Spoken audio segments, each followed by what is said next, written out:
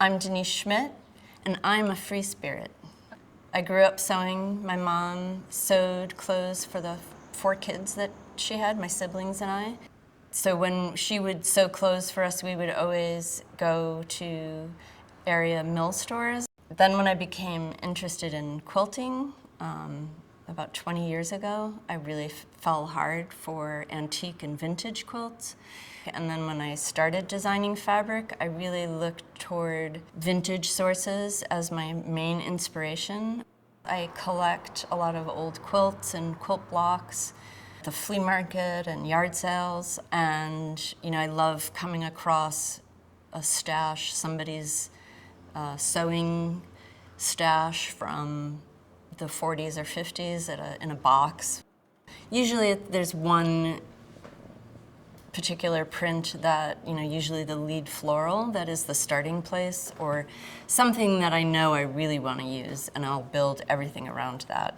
The real bulk of the work happens in drawing, and I do that primarily in Illustrator, Adobe Illustrator.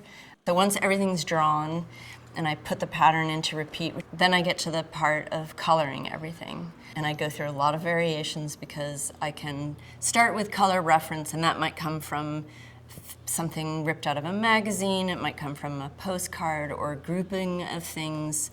And then I make a palette in Illustrator of colors that I would draw from and have that available as I'm coloring each print. So trial and error, looking at things on the wall or on the floor, or print set out on the table.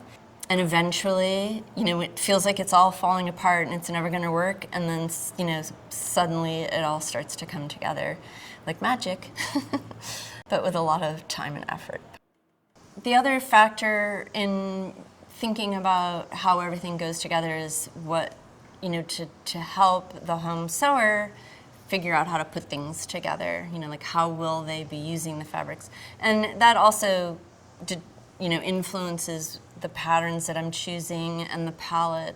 I think about, oh, this would be a great girl's dress, or this would be such a fun picnic blanket. That's a big part of it for me, and it's one reason I like to have that variety of scale and density of prints, because I like a lot of contrast when I'm quilting, and most of my patterns, I design my quilt patterns so there's something that'll read very dark, there's a print that'll read much lighter.